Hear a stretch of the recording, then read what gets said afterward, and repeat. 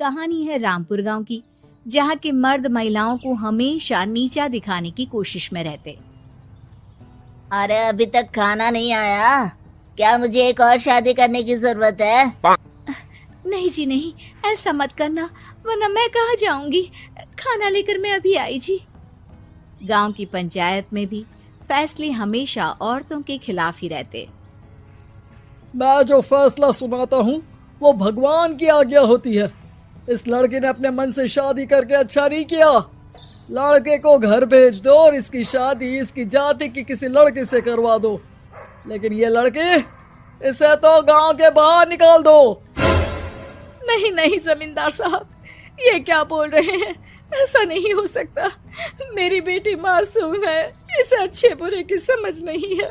अरे कहाँ जाएगी ये बेचारी? कहाँ जाएगी?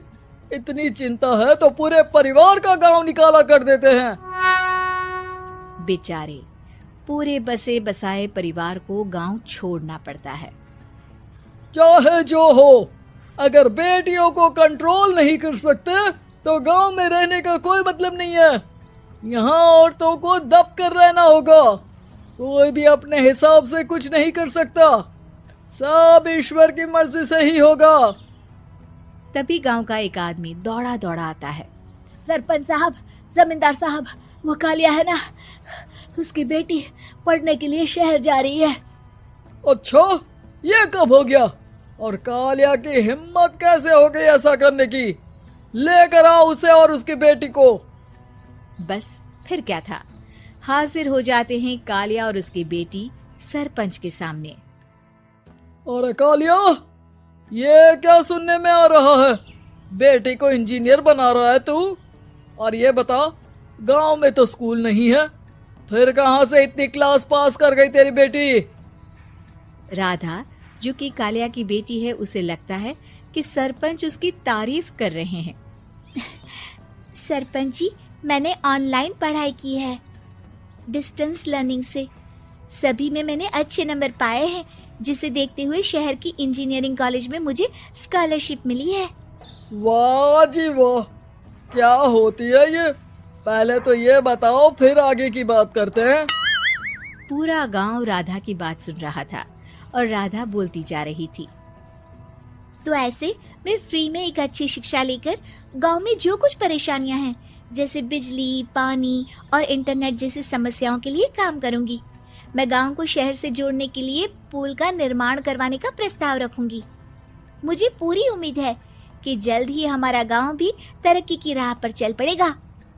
राधा की बात सुनकर सारे गांव वाले ताली बजाने लगते हैं। सरपंच को समझ नहीं आता कि वो क्या करे। चुप रह नादान लड़की, गांव के खिलाफ जाने के लिए तुझे गांव से बेदखल कर दिया जाएगा, वो भी पूरे परिवार के साथ। और हाँ, अगर ठीक से गांव में रहना चाहती है तो ये पढ़ाई लिखाई छोड़ दे। हम तेरे लिए गांव का कोई होनहार लड़का देखेंगे। तभी गांव का एक आदमी बोल पड़ता है।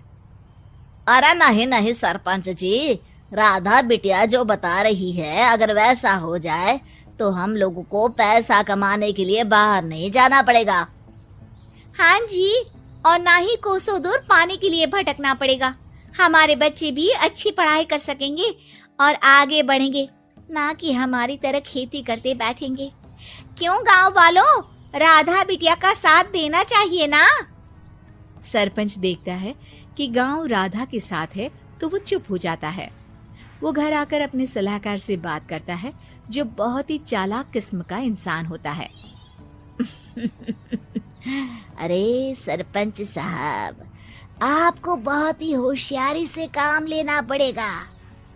एक बार गांव तरक्की कर गया, यहाँ के बालक पढ़ लिए तो कोई ना पूछेगा आपको।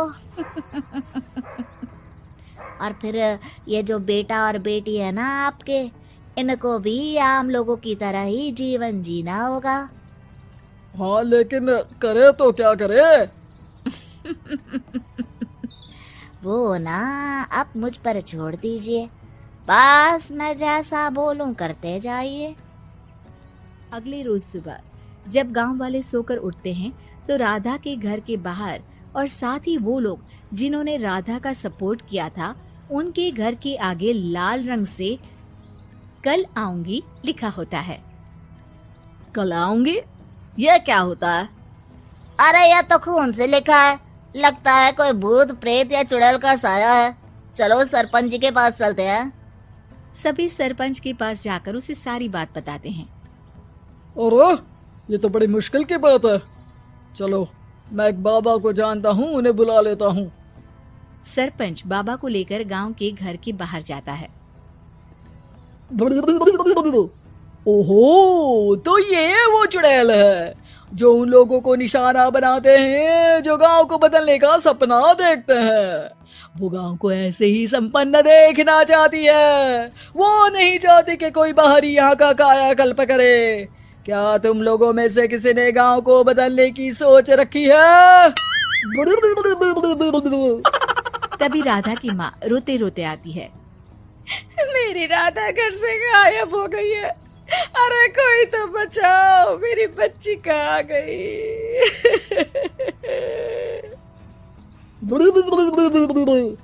ले गई वो चुड़ैल, तेरी बच्ची को ले गई। अब वो उसे श्रापित करके छोड़ेगी, उस पर चुड़ैल का साया हो जाएगा। तभी बुरी सी हालत में राधा भी वहां आ जाती है। उसके बाल चुड़ैल की तरह फैले होते हैं और कपड़ों में खून लगा होता है। सभी राधा को देखकर डर जाते हैं। माँ, पता नहीं मुझे कौन उठा कर ले गया था। अरे दूर दूर हो जा चुड़ैल, अब हम लोग इस गांव में नहीं रुकेंगे। अरे कैसी बातें कर रहे हैं आप? कल तो आप मेरे भरोसे गांव का हुलिया बदलने, अपने बच्चों को पढ़ाने और तरक्की उन्नति की बात कर रहे थे, तो आज क्या हो गया आपको? ये फिर तुम लोगों को बहकाएगी। ये चुड़ैल गांव में आ चुकी है, ऐसे ही ये तुम्हारे घर के बच्चों को भी ले जाएगी। गांव वाले राधा को गांव से बाहर निकाल देते हैं। उसके माँ बाप रोते रहते हैं, लेकिन गांव वाले नहीं मानते। मैं भी अपनी बहन के साथ गांव के बाहर रहूंगा, लेकिन वो पढ़ाई नहीं छोड़ेगी। वहीं सरपंच के घर पर सलाहकार कहता है। देखा, सांप भी मर गया और लाठी भी नहीं टूटी।